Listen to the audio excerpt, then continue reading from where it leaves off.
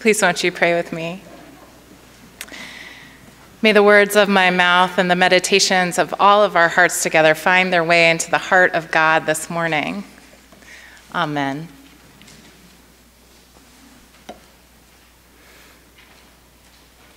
Stewardship is the job of taking care of something. A biblical worldview of stewardship can be consciously defined as utilizing and managing all of the resources God provides for the glory of God and the betterment of God's creation. The earth is the Lord's and everything in it, the world, and all who live in it.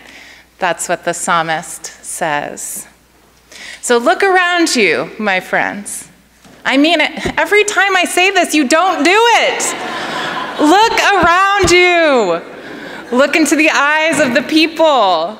This room is filled with the resources we need for the glory of God. Even us New Englanders who refuse to look at each other in church. Those who have walked in darkness have seen a great light, and the light is filling this room. That light is emanating from the first church in Sterling. Can I get an amen? Amen. So today is the start of the stewardship campaign at First Church, and the stewardship committee, Pat Kay specifically, told me that my job, I know who the rest of them are, but this direction came from you to me. Pat Kay thinks she's my boss, and she told me that my job today is to preach a sermon so brilliant and so inspirational that you open your wallets and the money just pours out, right? And I'm going to be honest with you, all ministers and all congregations hate this sermon. One of my colleagues invited my other colleagues a few years ago to say what their shadow sermon titles are for Stewardship Sunday. And these are some of what they shared. You ready for this? Okay, these are sermon titles. Okay, so picture it, right? Pennies from Heaven is only a song. 2 fishes and 7 loaves won't do. I ain't Jesus. You don't get to complain about a church you're not paying for. Ooh. True. Your faith in the miraculous is only evident at budget time. We have all the money we need as soon as you pledge it. Bring the change you want to see in the world. Lord, won't you buy me a Mercedes-Benz? You would all be shorter if you weren't standing on your wallets. The good news is that we have all the money that the church needs to fulfill its mission. The bad news is that it's still in your pockets. Nobody gets out until we make budget. And finally, I upped my pledge. Up yours.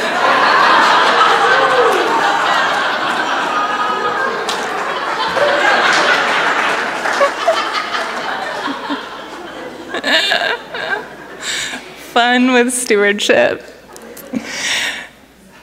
What shall I give or bring to the table, the people ask of the prophet Micah, realizing how much they owe to God? Does the Lord want me to give him 10,000s of rivers of oil and thousands of rams? I'm trying to picture that slippery mess of livestock. It sounds a little bit like Doug's night last night. Thousands of slippery rams. The Bible can be so weird. Shall I give my firstborn baby, they say. Nah, Micah says. What does the Lord require of you? He has told you, O mortal, what is good. Do justice, love kindness, and walk humbly with your God. So I'm here this morning to tell you what you already know. This is your church. It's not my church, it's our church. It's expensive, and it matters. Why? Because here we remind one another what is good. Here we create together what the kingdom of heaven might taste like, feel like, smell like, what the puppets in it might look like. A community of true belonging. What we are facing in our culture is a crisis of loneliness. The crisis of loneliness poses as grave a threat to public health as substance abuse, terrible nutrition, and lack of exercise. It cuts across generations and reaches around the world. Kate Hafner calls it a quiet devastation. And the poet Emily Dickinson writes that it is the horror not to be surveyed. Millions of people live with sparse human contact. And research tells us that lonely people are more likely to become ill, experience cognitive decline, and die early. You don't have to be alone to be lonely either. Anyone who has lived in a bad marriage knows what it's like to be lonely in a house filled with people. Anyone who has walked into a party pretending everything's fine knows what it's like to be alone in a room full of people, yeah? Anyone who has survived middle school knows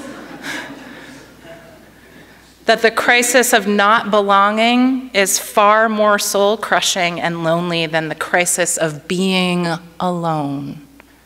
Amen?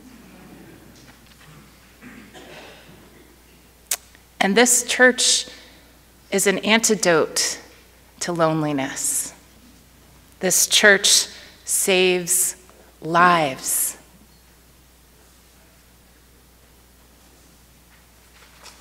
This church saves lives because at our best we create a community of true belonging, a place where we can be exactly who we are and loved anyway. A place where one is not expected to fit in, but to function as a unique part of one body. A place where each difference is treated as a gift, not a thing to hide or change. Here, the eye does not say to the hand, I have no need of you. I was listening to a beautiful interview Krista Tippett had with Brene Brown on her podcast On Being this week. I commend it all to you. It is wonderful, especially if you're a Brene Brown fan. Brene Brown is a sociologist, and for her latest book, she studied the phenomenon of human belonging. And she said that it was the middle schoolers that she interviewed who rattled off the most profound and true things of any of her focus groups for her research. That makes sense, right? They said things like, fitting in is when you want to be a part of something, and belonging is when others want you. That's true, right? Middle schoolers know this better than any of us. The kids said that not fitting in at school is brutal, but not belonging in your family is the very worst thing. Not belonging, Brown said, is a universal experience of pain. It is the greatest loneliness of all. That is because the need to belong is part of our neurobiological drive to survive, my friends. Belonging is in our DNA. It is written into our bodies. We couldn't have survived if we didn't bond somehow with a group. We were simply not built to go it alone. God made us wholly dependent on one another for our very survival. And that's not a bad thing. It's the genius of our species, that we are inextricably connected to one another and to the earth. We were programmed to gather together. We were programmed to care for one another. Those of us who have kids in 8th grade at Choxet Middle School know that there was a crisis on Friday. A kill list was posted on the wall in the girls' bathroom in the 8th grade hallway at Choxet. 7 kids were listed on it, and I got a call from the school Friday afternoon because my daughter was one of the 7. And the police were called, and they came immediately because the Sterling Police Department is so wonderful. And the school interviewed over 30 kids that afternoon, trying to find out who wrote the list. All the parents in the middle school were notified. Some of them are sitting here today.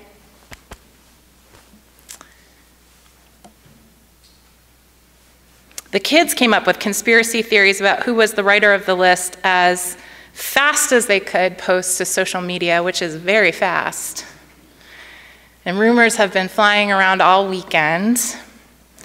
And the kids are deeply unsettled, and everyone has become a suspect.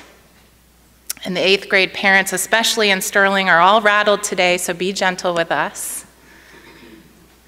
We still don't know who is responsible, but we were promised increased police presence at the school this Monday. The police can protect our kids' bodies maybe, but they cannot protect our kids' souls.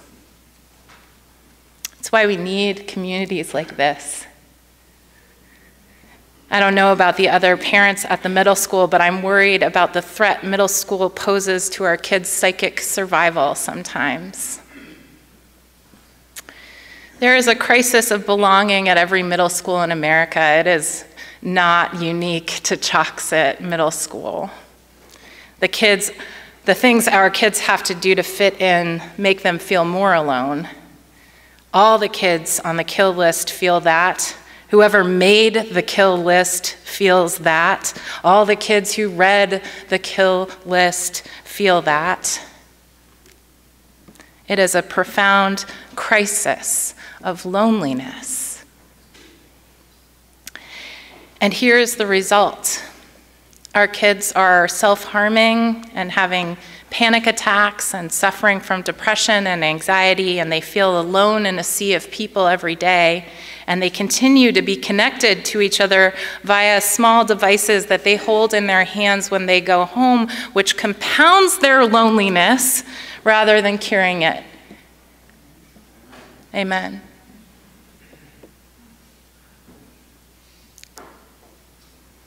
And friends, I want to tell you that my daughter's first moment of true happiness this weekend was attending the Caribbean dinner last night here at First Church, a room filled with people who love her just as she is.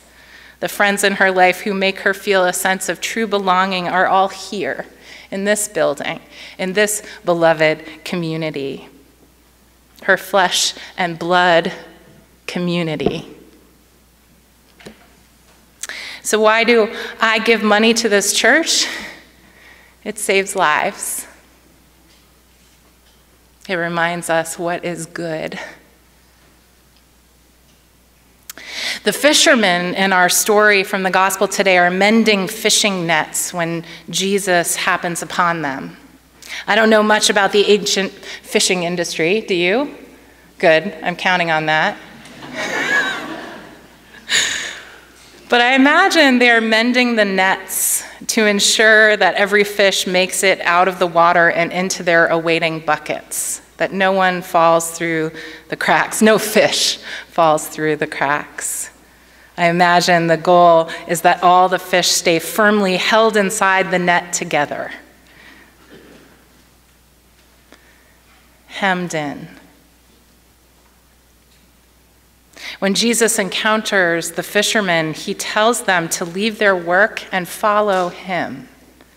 He tells them to fish for people instead. Jesus is asking the disciples to follow him into relationship with other people and with God, with flesh and blood. He invites them to collect people, making sure that no one is left behind. He invites them into true belonging and tells them to cast a wide enough net that all who lives in the world can fit, because we all belong to God. True belonging. Our life's work is to act as though we belong to each other in this way. Our work is to mend the nets so that no one falls through the cracks, and then get to work fishing for people who need our saving message. That is what heaven on earth looks like. In this increasingly digital, virtual age, going to church is a strange and countercultural practice to many. It requires investment in this flesh and blood community. It requires a belief in love's power to heal all wounds. It requires that we buy in, tie ourselves together, care, forgive. It requires the conscious choice to be knitted intricately into a single garment of destiny, as Martin Luther King says. With these particular people, in this particular place, in this time, in this hot mess time. Human community is incredibly hard and disappointing too. It's just plain hard work. Rachel Held Evans' friend says that joining a church is just picking which hot mess is your favorite. But we come to church because a life of faith requires other people. It requires gathering even in the midst of flu season. It is hard, but it is worth it. It saves lives. So this Stewardship Sunday, I want to show you the reason why I give thousands of my own dollars to this church every year. I'm going to show you what this looks like. So I want you to rise up in body or in spirit. Not yet, not until I tell you. Don't worry. Rise up if you are on the governance board. Don't take too long, my friends. On one of our ministry leadership teams, on the diaconate, on stewardship, on the nominating team. You can rise with your hands too. Please rise if you are the clerk, the treasurer, the moderator. Please rise if you are on the staff or are one of our pastors at this church. Please rise if you sing in the choir. Rise if you rise or raise your hand if you have taught or assisted in Sunday school, helped out, cared for kids in Kinderwatch, provided childcare for events, taught OWL our whole lives, worked with our high school youth. Stand if you were, or rise if you were a student in a Sunday school class, an OWL class. Most of them are gone in Sunday school. Homework and hangout. Please rise if you are on the Called to Care team, the Eat, Pray, Learn team, the Saturday Meals team. You can raise your hand if I've called you more than once. Saturday Meals team, the La Romana Mission team, the Treasures of the Community Auction team, the Green Transformation team. Stand if you have volunteered for IHN, for Habitat Critical Home Repair, walked in the Palm Sunday Promenade, served at a community lunch, performed in a Sterling Community Theater performance, serve on the Village Green Preschool Board, helped make pies for Thanksgiving, volunteer at Worcester Fellowship, helped with the Hollyberry Brunch, caroled on the Common, that takes a special group of people, helped out with Eat, Pray, Learn, or presented at Eat, Pray, Learn. Andy, stand up. He's so not a joiner, it's ridiculous, and he doesn't do what I say.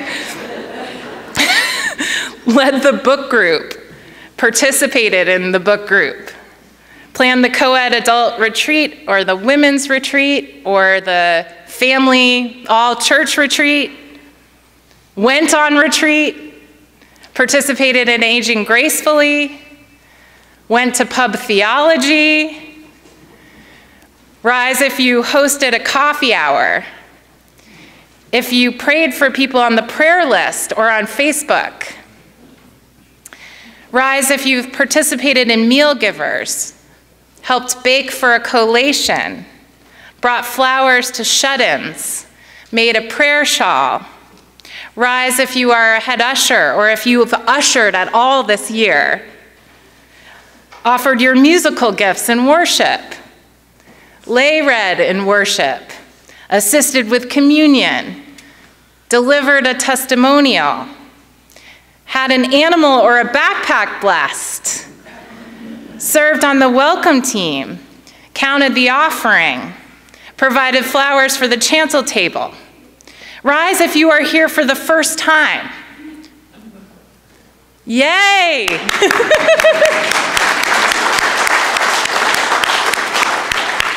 Rise if you've only been here a handful of times. Now rise if you have been here your whole life, or raise your hand if you have been here for your whole life long. Look around for a moment. Raise your hand high if you've been here your whole life. Look at that.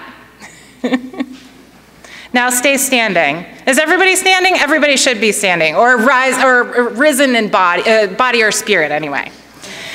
Sit down and let us recognize you if this is your first year coming to First Church. So if this is your first year, let us recognize you.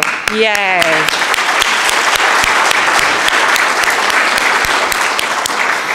Now sit down if you have been coming for 1 to 5 years to First Church. Look at that. That's a lot of people who just came in the last 5 years. Sit down if you have been here for 10 years or fewer. 15 years or fewer. 20 years or fewer. 25 years or fewer. 30 years or fewer. Oh, I got the Joneses. 35 years or fewer.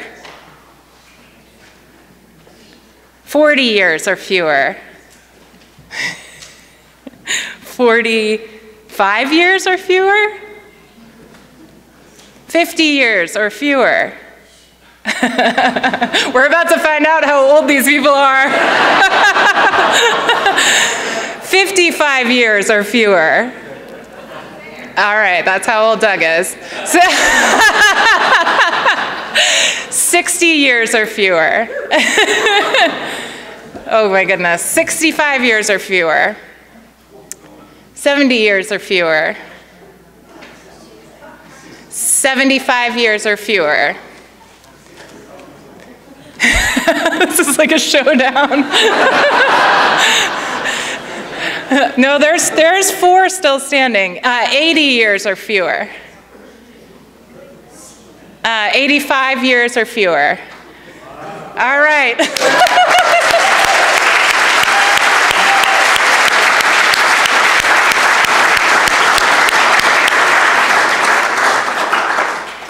These are the lifesavers. These are the lifesavers. These are the stewards. These are God's light in the darkness. All of you, all of us. This is God's glory where the betterment of God's creation begins. These are the fishers for people. These are the menders of nets worth more than all the rivers of oil and rams in the world. These are the people. This is the church. Thank you for saving our kids' lives, for keeping these doors open and the coffee pot on. Thank you for providing hundreds of years of true belonging to a community so in need of your love. Thank you for being a foretaste of the kingdom of heaven for the lost middle schooler, the lonely widower, the grieving mother. This mission is expensive, and this mission is priceless. Amen.